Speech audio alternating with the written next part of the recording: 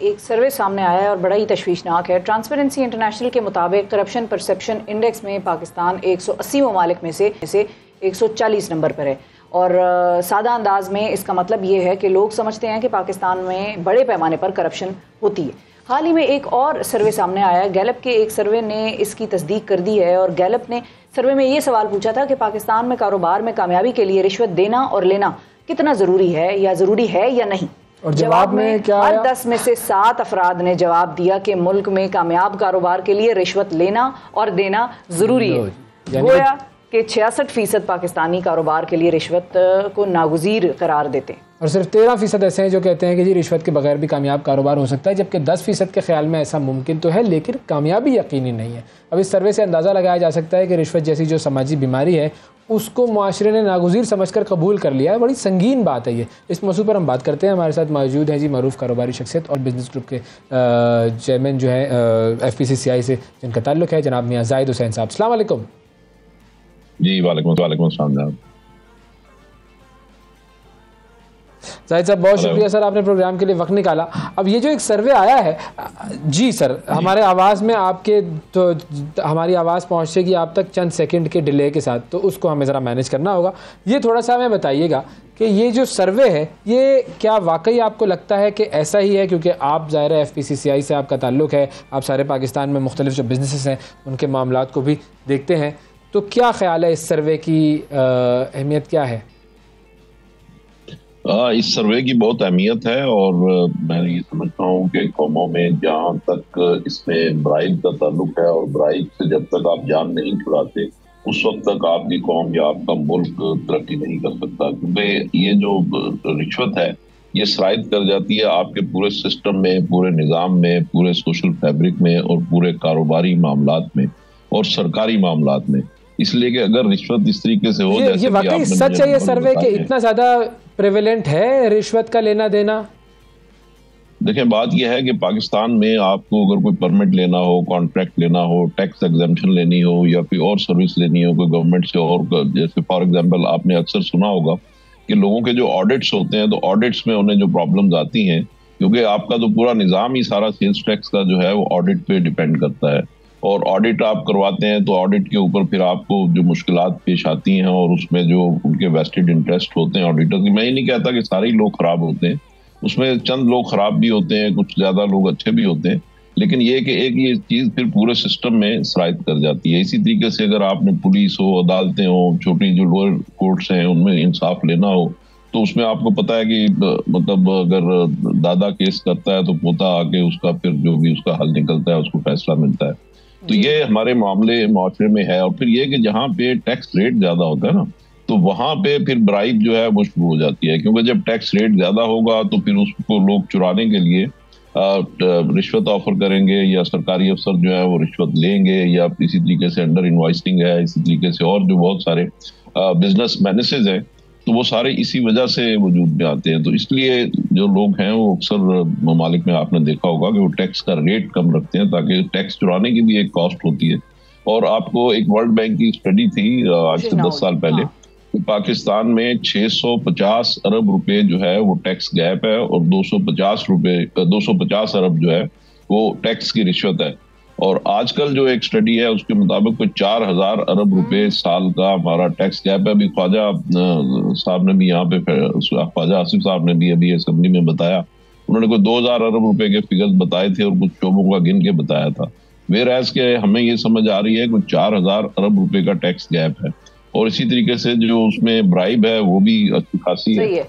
तो ये माशरे में इरोड करती है और हमारा तो एक चीज तो ठीक है कि उसका रेट टैक्स का कम रखें, चीज जो है ये प्रॉब्लम आपकी किसी हद तक कंट्रोल में आ सकती है, लेकिन इसके अलावा कोई तरीकाकार है गवर्नमेंट के पास, गवर्नमेंट के इदारों के पास? मिसाल के तौर पे जो बाहर से आने वाली चीज़ों की ड्यूटियां हैं जो कि पे करनी होती हैं वो लोग नहीं देते, अपने वाला कोई निकाल लेंगे उस इदारे में और कहेंगे हमारा सामान क्लियर करा दो भाई। या इसके अलावा बहुत सारे सरकारी महकमों में एक प्राइवेट सिटीजन से भी रिश्वत ली या दी जाती है, उसमें मिसाल के तौर पे एक गैस का मीटर लगवाना है, आपने अपना घर बना रहे हैं आप, और उसमें भी वो शख्स आपको कहेगा कि देखो आपको या तो हम वेटिंग लिस्ट पे डालेंगे, अभी तो हमारे पास बड़ा पूरा लंबा नंबर चल रहा है, बड़ी लाइन लगी हुई है तो आपका नहीं कर सकते। वो कहेगा भाई मेरा घर बनना है, सर्दियां आ रही हैं, मुझे गैस चाहिए, तो वो फिर ज़ाहिर मजबूर हो जाएगा उसको पैसे खिलाने पे। तो क्या कोई इस किस्म का मैकेनिज्म है कि जिससे इस चीज़ का तदारुक हो सके? बिल्कुल, ये असल में बात यह है कि ये मसनूई किल्लत पैदा कर दी जाती है चीज़ों की, या जिस अफसर के कलम से किसी को कोई बेनिफिट मिलना होता है, गैस का कनेक्शन मिलना है या इस तरह की कोई और चीज़ें हैं, तो वो लोअर लेवल के ऊपर वो जब ये देखते हैं कि जी मेरे कलम में इतनी ताकत है, तो वो फिर उसका मिसयूज भी होना शुरू हो जाता है। और फिर ये कि हमारी सोसाइटी में लोग डेस्परेट भी होते हैं। आपको पता है कि अगर एक चीज़ की किल्लत हो, जैसे अब आजकल हमारे यहाँ गैस की किल्लत है, तो हर शख्स ये चाहता है कि जी मुझे गैस का कनेक्शन पहले मिल जाए। और वो फिर लोग जो हैं, जो अपनी क्यू में या अपनी बारी का इंतजार नहीं करना चाहते, तो वो फिर उसको क्यू को क्रॉस करने के लिए, गेट क्रैश करने के लिए, वो उसके लिए पैसे देते हैं। इसमें हमारे लोगों का भी मसला है ना फिर तो ये। हाँ, लोगों का मसला है क्योंकि लोग अपनी बारी का इंतजार नहीं कर सकते। अगर तो देखें ना, हमारे यहाँ चीजें वाफर मिकदार में अवेलेबल हो, कि आपको गैस चाहिए, आपको 24 घंटे में कनेक्शन मिल जाएगा। आपको पता होगा कि एक जमाने में हमारे यहाँ पासपोर्ट लेने के लिए बहुत बड़ी रिश्वत होती थी। इसी तरीके से टेलीफोन कनेक्शन लेने के लिए बहुत बड़ी रिश्वत होती थी। उसके बाद जब आपने देखा कि अब ये सेलुलर टेक्नोलॉजी जब से आई है, तो वो कहते हैं जी आप उसी वक्त 10 मिनट के अंदर आप कनेक्शन ले लें। तो बात यह है कि जब चीजों की अवेलेबिलिटी होगी, आसानियां होंगी, और पाकिस्तान जो है वो आसानियों में, कारोबारी आसानियों में 108वें नंबर पे आता है। तो अगर आप कारोबारी आसानियां पैदा करेंगे कि आपको अपनी कंपनी बनानी है, रजिस्ट्रेशन करवानी है, वो 15 मिनट का काम है। आज आपने अमेरिका में अगर कंपनी रजिस्टर करानी है या बरतानिया में करानी है, तो यहाँ बैठ के ऑनलाइन आप अपनी कंपनी रजिस्टर करवा सकते हैं, अमेरिका में भी, बरतानिया में भी। लेकिन पाकिस्तान में अगर आपने कोई अपनी कंपनी अगर रजिस्टर करवानी हो, तो नहीं होता, आपको बहुत टाइम लगेगा और पैसे भी लगते हैं, टाइम भी लगता है, और उसमें बहुत ज्यादा एक्सपीरियंसेस पर बात करते हैं। बीइंग एन एफपीसीसीआई रिप्रेजेंटेटिव, आपके और आपके इदारे के एक्सपीरियंसेस क्या रहे हैं? कहाँ किस डिपार्टमेंट में आप लोगों से कामों के लिए रिश्वत प्रॉपरली मांगी जाती है, या वो एक सिस्टम ही ऐसा बना हुआ है? वो कौन से इदारे हैं, जरा आइडेंटिफाई करें ना थोड़ा। देखें हमारे इदारा जो है, हमसे तो कोई रिश्वत नहीं लेता, ना कोई रिश्वत मांगता है। हमारा तो एक टेलीफोन, लेकिन आपके जो मेंबरान हैं उनके रेफरेंस से बिजनेसेस के लिए जब, अब मेरा भी देखें ना, बात यह है कि कारोबारी बिरादरी में भी सारे दूध के धुले हुए नहीं है। इसी तरीके से सारे सरकारी अफसर भी दूध के धुले हुए नहीं है। तो ये केस टू केस वेरी करता है। बाज कंपनियां ऐसी होती हैं कि वो मल्टीनेशनल कंपनियां हैं, या उनकी ब्रांड लॉयल्टी है, या उनका रेवेन्यू माशाल्लाह या सेल उनकी बहुत ज्यादा है, तो वो लोग फिर रिश्वत नहीं देते और वो इस चीज को बॉदर नहीं करते, और उनके काम जो है उनकी रेपुटेशन के ऊपर, उनके स्ट्रॉन्ग क्रेडेंशियल्स के ऊपर हो जाते हैं। उनकी रेपुटेशन अच्छी होती है, उनका ये होता है कि जी ये चोरी नहीं करते, टैक्स चोरी नहीं करते, या अंडर इनवाइसिंग नहीं करते। तो उस वजह से उनके काम जो है वो नहीं रुकते, और उनके काम ऑटोमेटिकली हो जाते हैं और ऑन मेरिट हो जाते हैं। लेकिन कुछ लोग ऐसे होते हैं कि जिनकी उतनी रेपुटेशन नहीं होती, या उतनी मार्केट स्टैंडिंग नहीं होती, उतनी गुडविल नहीं होती, तो उस वजह से फिर उन्हें ताखीर का सामना भी करना पड़ता है। फिर जो वो उसमें थोड़ा एक और चीज मुझे बताएं, रिश्वत जो लेने वाले होते हैं, मिसाल के तौर पे गवर्नमेंट इदारों में रिश्वत लेने वाले जो होते हैं, वो क्या बड़े अफसरान होते हैं, या नीचे जो छोटे अफसरान हैं वो ज्यादा होते हैं? देखिए बात यह है कि जो नीचे बैठे हुए होते हैं, देखें अवाम का जो सामना होता है वो तो छोटे अफसर के साथ होता है ना, बड़े अफसर के साथ तो होता नहीं।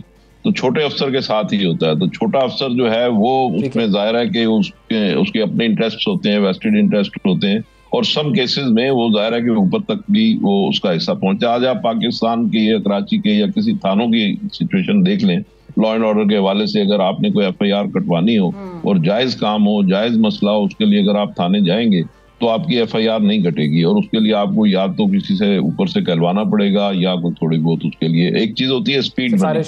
तो स्पीड मनी भी ये होती है कि अगर आपका जायज काम है, 100% मेरिट पे जायज काम है, लेकिन उसको आप चाहते हैं कि ताखीर ना हो, तो उसके लिए फिर आप थोड़ा बहुत उसके लिए भी कुछ ना कुछ आपको पैसे देने पड़ते हैं।